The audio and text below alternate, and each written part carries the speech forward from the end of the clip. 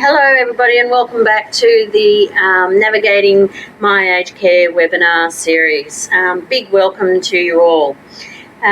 Today we're brought to you by OPAN, the Older Persons Advocacy Network, and I'm Marie Montgomery, your host.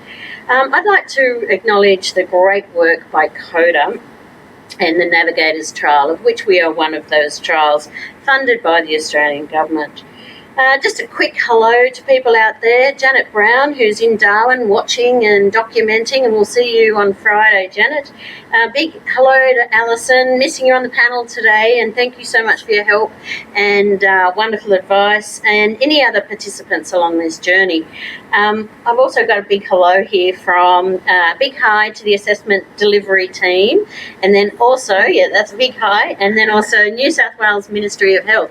Hello to you all working hard there today. And on my panel today, ladies, thank you for joining us. I've got Judy Greenwood. Now, Judy, you're the Assistant Director of Assessment and Delivery Section, Home Support and Assessment Branch for the Department of Health. Is that right? Yes, that's right. A mouthful, isn't it? Yes, it is. Good on you. You can take the and out of assessment and delivery. Okay, all right. And then we have Sue McGuigan. Thank you, Sue. You're New South Wales ACAT and RAS statewide training officer. That's correct. With the New South Wales Ministry of Health. Great. Yes, but I also manage a RAS and work as an ACAT assessor. Beautiful. So hands-on down here. Yeah, that's fantastic. Which is exactly what we want here today. We're getting a holistic view at exactly what is your assessment for aged care services. Next step on our journey. Should we go to the journey board? So we're in step 3 and we're finally getting into a care needs assessor, and they will come visit you and assess your requirements and complexities that perhaps your requirements in regards to your aged care services. So this segment provides an overview of what assessments will take place for entry into My Aged Care. As always, our advice along this journey has been to be prepared and research this journey well before crisis or requiring aged care services. And many of these services will help you maintain a great quality of life and be available for you to stay at home just that little bit longer. Now, in the right top corner, you will find a little button for Q&A. So please get on board. Your questions are fantastic for us and really drive the day and assist us in meeting your needs in regards to the education. Do apologise, there's no captioning of this particular live streamed webinar, maybe in the future, but we are recording and putting it up onto the OPAN website, so that's fantastic. And one last little keeping or housekeeping is up the OPAN Facebook website. Now, we have a Facebook group, so go to the OPAN Facebook page, get into groups, and you'll find Navigating. And we will put links and discussions, there we go, fantastic, up on the Facebook page so that you can continue this conversation and discussion after we're finished with the day. All right, wonderful. So I'm going to go to the ladies now. So Judy, tell us a little bit about your background and I guess why are you and you obviously are, so passionate for aged care and My Aged Care in particular. Well, I have a nursing background, so I've been nursing since 1980, so I'm up there with you, yes. And that's more recently, I've been involved with assessment for about 18 years, on and off, and seen the development from, as we knew, 600 assessment forms across Australia that they audited probably in about 2004 to now we have one nationally consistent assessment tool. Beautiful. Which is lovely too. And I suppose I've been involved with the My Aged Care since its inception in 2015 and very closely working on the assessment side of things. Wonderful. Excellent. Thank you. And Sue, a little bit about your background and your passion. So I'm an occupational therapist by background, and I've been working in the community for my whole career, and I I found out sort of fairly early that aged care was the area I wanted to focus on. So I've been part of an ACAT for quite a long time. And then with the inception of My Aged Care and the development of the regional assessment services, or the introduction of those, I just thought, I really think there's a strong connection between the two levels of assessment, and I want to be a part of that. So I put up my hand to be manager of one of the regional assessment services, but I, at the same time, wanted to keep my aged care assessment team role. And it's worked very well. Excellent.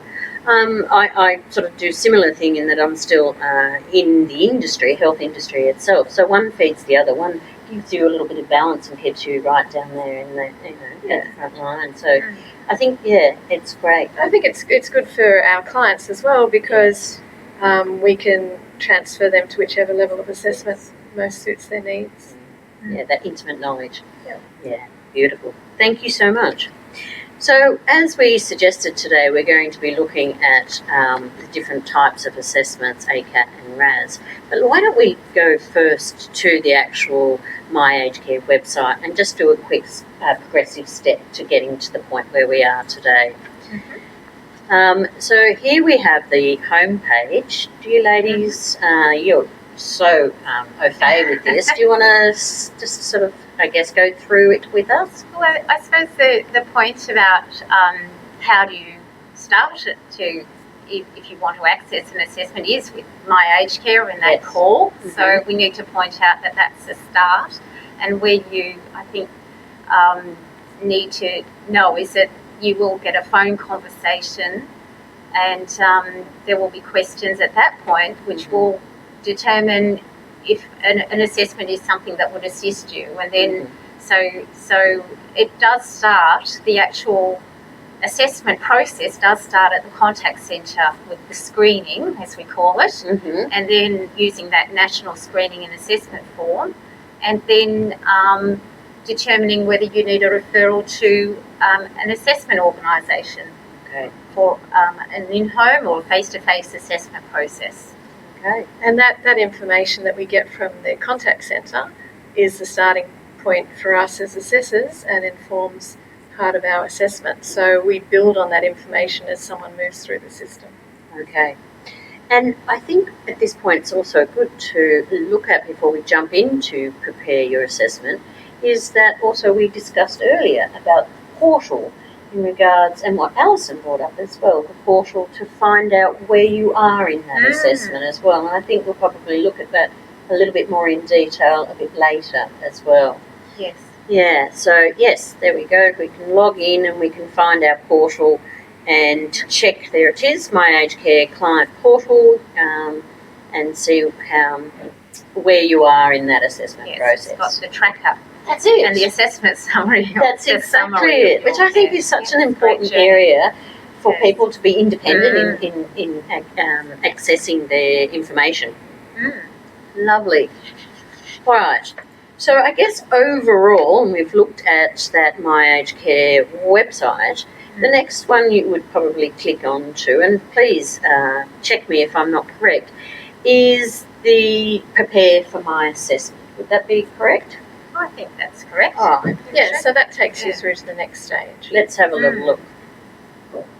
So here we have the Prepare, and the next question which I have is, what assessments, what guides or brings you onto either a RAS or an ACAT assessment or overall assessment, like we were saying from the contact centre? Yes. So from the information I can glean, it's about the complexity of care. Would that be correct? Yes, so if you're making contact with My Aged Care and in your conversation with the contact centre it's appearing that your needs are fairly light or low level, you would be directed to a home support assessment with a regional assessment service in the first instance. If the conversation ends up with a sort of picture of more complicated needs and a higher level of care, then that would probably be directed towards an aged care assessment team. But there's really no wrong entry. If you're directed to a regional assessment service and when they're talking to you and they're at their face-to-face visit, they determine that needs are higher, they can still transfer you or move you on to ACAT once they've completed their part of the story. Okay, good. So yes, there's no real there's going to be a flow wherever you require your the complexity of your needs. Yeah, and sometimes the information we get is a little bit different. The picture is different when we come to the house, and so you might have started at ACAT and it could have been RAS. Doesn't matter. ACAT can direct you and look after your needs as well as the RAS person could have done. And same RAS might find that the picture in the home is actually a little bit more complicated than the story on the phone. They will pass it on to ACAT. Okay, good. So just in regards to working in the industry, we do like to abbreviate everything. Yes. So what does RAS and ACAT actually stand for? So RAS is a regional assessment service, as we can see. Yeah. So they are represented by 17 assessment organisations across Australia. They have coverage across Australia, and the Commonwealth Government has agreements with those 17 organisations to deliver the home support assessment level. And then the aged care assessment teams are, that's what they stand for. It's like an ATM. But really the distinction machine. is that we are governed or legislated by an Aged Care Act. Yes. And so ACAT assessors are especially equipped to deal with applications for care that are a more formal process under administrative decision making around being assessed under requirements under the Aged Care Act. So there's a little more involved with that process. It's a bit more formal. Good. And we're going to extrapolate that a little bit more in webinar 2 with the second one for today and look really quite detailed at the two assessments. Yes. Beautiful. So moving on, I guess the next question is, where does the assessments take place? And so you might be best to answer this one. So the preferred place is, of course, in someone's home. Okay. So we would like to see how someone's managing in their own home environment. We don't always have that opportunity. Sometimes we might see someone, if we're at an ACAT level, we might see them in hospital. We might even see someone who's already in a residential aged care facility, maybe staying for a short stay on respite, and their care needs have changed and they need to be seen by ACAT. But we would generally prefer to see you in your own home. So, and again, we discussed this briefly before. The reason, obviously, is to see the older person within their home, and I guess surreptitiously you're observing for mobility and things like that. The assessment actually starts when the person comes to the front door. Yeah. So we're watching how you move through your home. We're seeing the layout of your home. Your ability to greet us even. So we are observing all the time, as well as asking more formal questions. Yeah. But another reason for it being at home is that's where you feel most comfortable, and that's where you spend most of your time. And I guess what we're trying to achieve as well is services to keep you independent and at home for as long as possible. Yes. Yeah. Yes. Yes. You get a better picture in the home. But also sometimes that may not be possible in very remote areas. There might be some challenges of distance to get to people's home, or it may not be culturally appropriate to assess someone in that setting. So there is some flexibility, but it's guided by the setting and where the person lives in Australia. Yeah. But I think it is best practice. We always aim that in the home is the best place. Practice. Yeah, absolutely. I guess you could check for dogs and cats and all sorts of... We do a home visit risk assessment prior to visiting and just check out all of those things. Yeah, beautiful. Excellent. I'm sure you have a lot of anecdotal evidence that you could chat about, but I won't ask. All right, beautiful. So in regards to it's in your own home and you know that, how do we know that assessor is coming?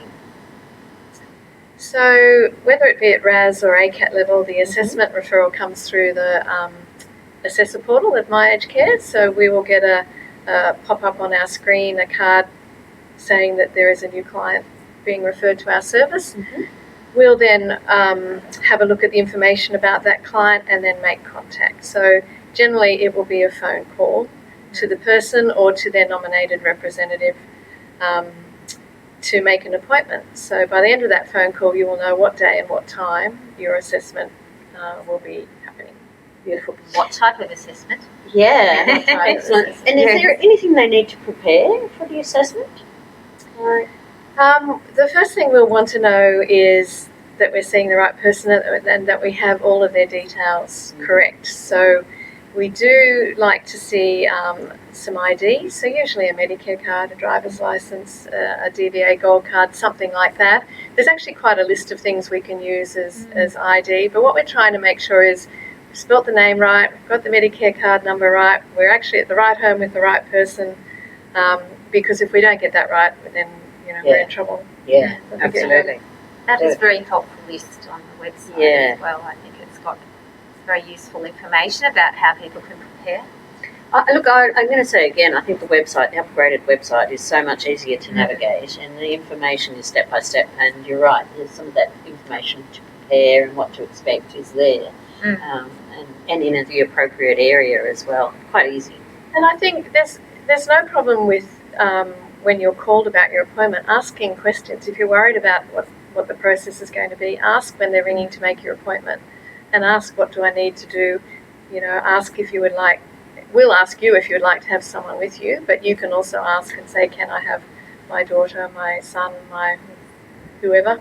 Absolutely. with you? And that's nice segue into that next question, which was, can I bring someone with me, or how important it is. That would come back to the representative. Would that be correct? That the on your initial phone call, you've appointed a representative. You can be a representative, but it can be someone who doesn't have that role, but someone that you want to have with you, that you feel you would like with you at the assessment. Could be a family member or a carer, or it could be someone with that formal relationship of representative. Okay. And it's not limited to one person. We sometimes go where there's a cast of thousands because there's a big family, Yeah. and everyone is interested in their person's well-being and what this assessment process might lead to. So that's fine as well. Yes, but it's also important to say that it's what the person who's being assessed feels comfortable with, as far as what their wishes are around how the assessment's conducted. And sometimes an assessor might suggest that there's time where that person is alone to be able to talk to the assessor about what they particularly need, and that they're listened to. Because yes, if there's a cast of thousands, there might be a little bit of difference in understanding what the person actually wants or needs, what their wishes are. Okay. Good. Fantastic. So we're getting some Q&A through, so we might just go through. Okay, from George. Hi, George. Thank you. Do I have to have a person with me at the assessment? So we might reiterate, you don't have No. to. You don't have to, but you're always invited to if you like. Yes. It's if you wish, but if you feel that you can speak on your own behalf and you don't need that support, then that's quite perfectly fine as well. Beautiful. Excellent. Thank you. All right. So we're going to look at webinar 2, really what's more involved in the assessment. So I won't jump the gun. I guess, what about in regards to the information that is being stored? Where do we store this assessment information? So we've mentioned My Aged Care, so that is a government system owned by the Commonwealth and managed by the Commonwealth. So the My Aged Care system has links with Department of Human Services, because some of your assessment information around your decisions does go to the Department of Human Services to help with payment purposes. It's also, obviously, there's a link to the MyGov because there's a relationship there. So your client record sits on that system. The assessment tool within that record sits on the system, and basically the users either use a platform called Seable, which is the contact centre, or 3 portals.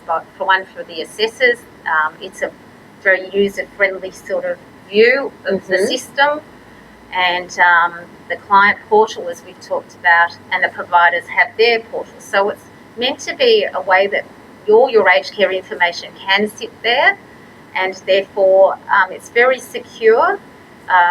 There are privacy regulations and laws, and the levels of access that people are able to see your information is very much at the level that is appropriate to their role as a worker in that system. Okay.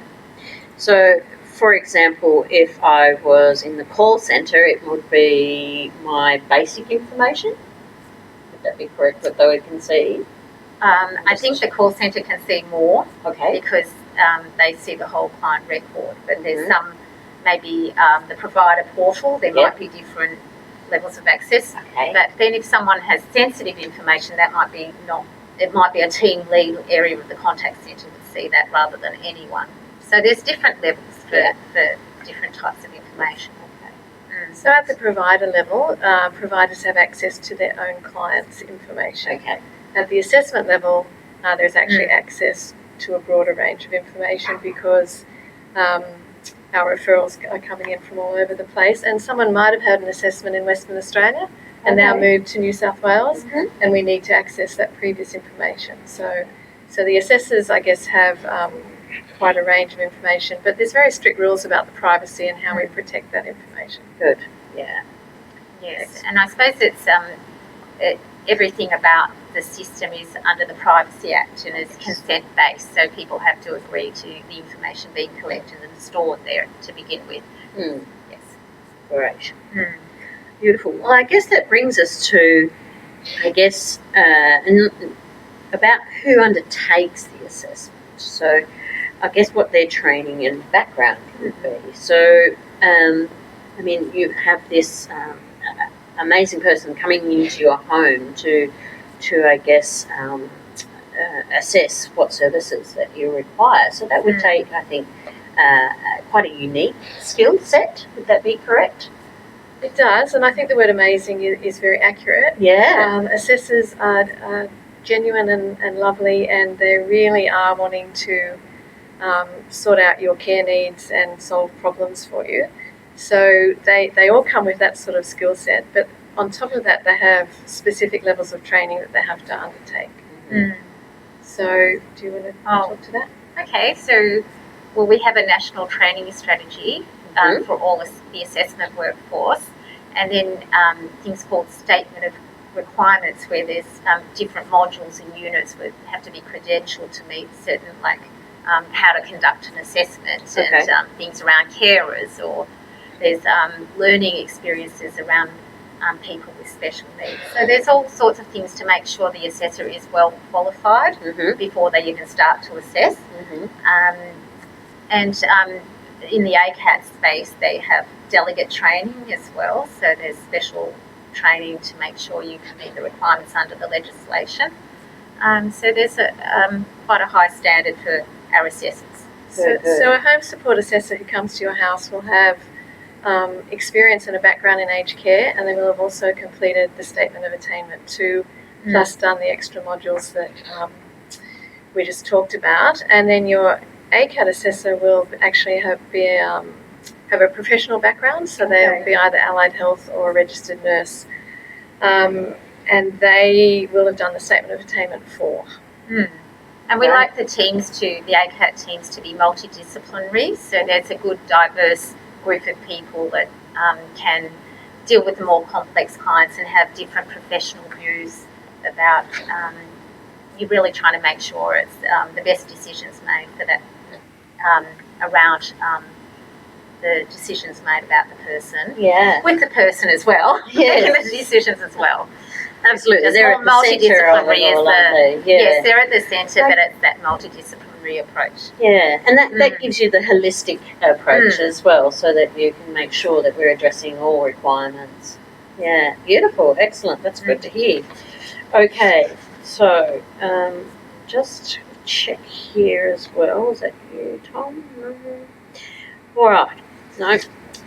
So we're going to be looking, as I said, shortly at RAS and ACAT in more detail, but I guess just as a preliminary, we talk about the complexities of care. So can you give me an example of what would be entry-level care and what would be a little bit more of the complex ACAT requirements? Just like a real practical guide. So someone might ring the contact centre and say, I've just given up my licence, and I'm wondering now how I'm going to be able to get to appointments Okay. or to visit my family or whatever it might be. The contact centre will go through their screening and establish that actually this person is quite independent in all other aspects of their life and they're not identifying any problems, and that the issue is truly around transport. Okay. So they would direct that referral to the Regional Assessment Service.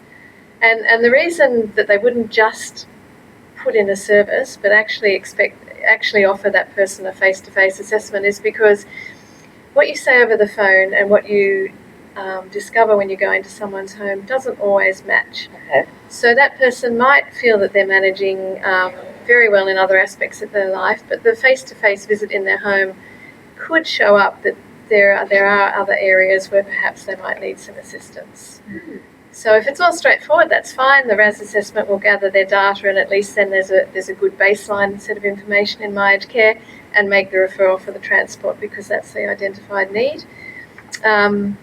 Or they might at the time establish that there's actually a few other needs and they can give some information and make appropriate recommendations on that. But if I ring My Aged Care and I say, look, I'm really struggling, my wife passed away recently and she was the doer in the house, she did the cooking and the cleaning, I don't have any family and I'm a bit lost, the contact centre might actually start that at the aged care assessment level. I've had a fall and I've had a few cognitive changes. Yeah. So they might like someone a bit more complex. to think that this is maybe going to be more of a coordinated grouping of services for that person. Mm. Definitely. And I guess both of those scenarios are so real, and I'm sure you would see it quite frequently. Yeah. And we can talk at the next session about Absolutely. independence and promoting wellness and all Aging those good- positively. Yes. Not just about the Absolutely. services that we put in. Yeah. And I guess that's, again, that holistic approach about aging. Yeah, Your positively assessor is going to want to know what are your strengths, what are you doing really well, and applaud you for that. And then in that process, as we've said, may identify some areas and gaps where some assistance is needed. It may not always be a referral to a service. There are things we can do under reablement, which is trying to help people remain as independent as possible and regain some function and some ability in certain areas. There may be ways we can approach that before we necessarily go, look, we're just going to put a service in place. Good. Beautiful. So I won't go into too much in regards to those questions because that's going to be steal our own thunder. Absolutely, we can't be doing that. So I've just got here support teams, or we don't have any forms, do we, that to look at in regards to what sort of forms they would need to pop up. Is there anything? Let's have a look at the website. That's more in the next session about. Yeah, that's what I was thinking forms. too. That's why I've gone segue. Let's go to the website again. Sure. So this is regards, what we're looking at here is obviously going to be a little bit later in the next one. So let's just trying to think the website itself, the one above, if you scroll up and go back a little bit more. There was something else we were going to. I do apologise out there, people. Good time to send us a question. Here we go. Thanks, Stacey. You've saved my bacon. Stacey, do we have to sign anything do we have to sign anything giving permission for our information to be stored? So that comes back to consent, does it? Do you want to talk about that again? Well, from my perspective of the system, I think it's a verbal consent that if you're the person over the phone, that the contact centre would say, do you agree to have your information collected and stored? And if you said yes, then I think there would be privacy statements that they would read to you and that you can check on. I think we've shown links to the privacy policies on the website to know that you're agreeing to those things. That when you come to the assessment stage, I think some organisations do have other consent processes. So both at RAS and ACAT level, you might be asked to sign a consent form, and it's usually about we've come to some decision about which direction we're heading in, so it may be that we're referring to a service. So it's permission to share your information related to that need with that service provider. So, or with your GP, or are we allowed to talk to your family about the things we've discovered and discussed at your assessment? So generally there would be something that you need to sign. At the aged care assessment level, if you're going to be approved for services that sit under the Aged Care Act, then there is an application for approval form that you would be asked to sign. Okay, beautiful. Lovely. And on that note, we're going to sign off and we will catch you very shortly in the next half hour for looking more closely at both the assessments, the ACAT and RAS assessments. Thank you, ladies, and we'll see you soon.